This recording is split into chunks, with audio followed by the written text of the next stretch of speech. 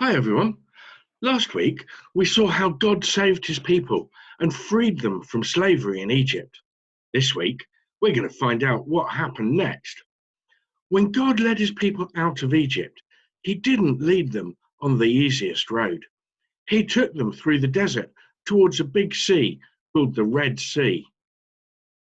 God led his people by day with a big cloud. The cloud helped shade the people from the hot desert sun.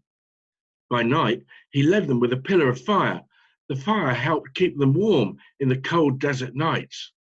God took care of his people.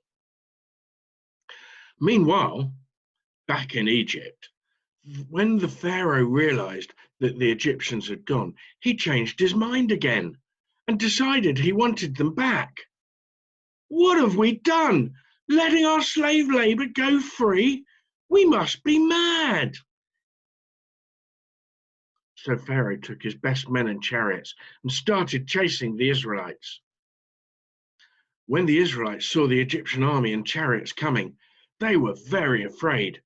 The Egyptian army was on one side and the Red Sea was on the other. They were trapped. They had nowhere to go. But Moses said, "Don't be afraid. Just stand still and watch the Lord save you today. The Egyptians you see today will never be seen again. The Lord himself will fight for you. Just stay calm."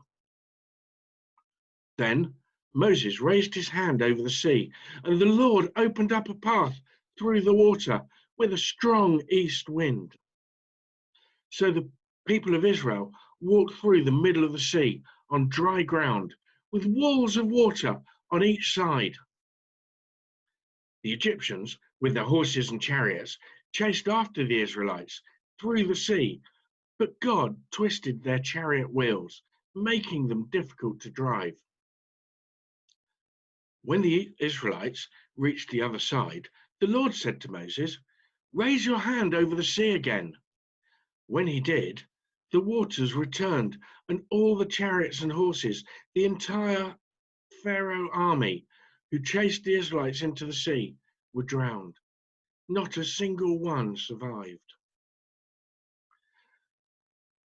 When the Israelites saw the mighty power of the Lord, they were filled with awe before him.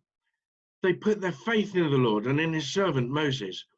"You and I have seen the mighty power of God in our lives. Let us worship and praise him for the mighty acts he has performed," they sang. After praising God and giving thanks for him saving them again, the Israelites continued their journey through the desert to the promised land. After a few days of travel, the people were very thirsty. The only water they found tasted so bitter that they could not even drink it. The thirsty people began to complain again. "What are we going to drink?" they asked Moses. They remembered their life back in Egypt. They began remembering the good things about Egypt that they missed and forgot about the way Pharaoh had treated them so badly. Moses prayed and asked God to help the people again. God answered Moses' prayer. He gave Moses a piece of wood and told him to touch the bitter water with it. When Moses touched the water, it changed from bitter to sweet, just as God said it would. Now there was plenty of water for everyone and the animals. After more than a month, the people arrived in a place called the Desert of Sin, where they made camp. But soon all of their food was gone, and the people began to doubt that God could take care of them. Once again, the people complained and grumbled. They said to Moses, "Why does you bring us out here to starve and die in the desert? We would have been better off staying in Egypt. At least we had food there." The Israelites doubted that God could look after them. Maybe he had forgotten about them. But God had not forgotten about his people. He told Moses that it was going to rain down food from heaven. So Moses told the Jews not to worry, that every morning God would provide bread. The Israelites called this manna, which means, "What is it?" And every evening, little birds called quails would fly into the camp for the people to eat. He told the Israelites only to collect enough food for the day because there would be more food the next morning. God was testing the Jews to see if they would trust him and believe in him.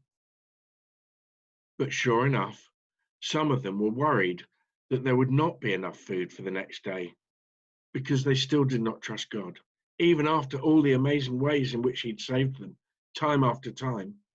So they collected extra and stored it away for the next day. But when they went to get it, they found that the old manna had gone rotten and was full of worms and maggots. It was stinky and yucky. The people realized that they should have trusted and listened to God. But God wanted the Israelites to love, trust, and obey him. So he told them to make the seventh day of the week special. It was to be called the Sabbath. They were to do no work on this day because it was a day of rest dedicated to God, so they could remember and praise him for all the good things that he had done. God would send no manna on the Sabbath, so the Israelites were told to collect double the day before. Unfortunately, again, some of the people did not listen to God. Remembering the stinky, rotten extra manna they collected before, they did not collect any extra. And when the Sabbath came, they had no food and went hungry.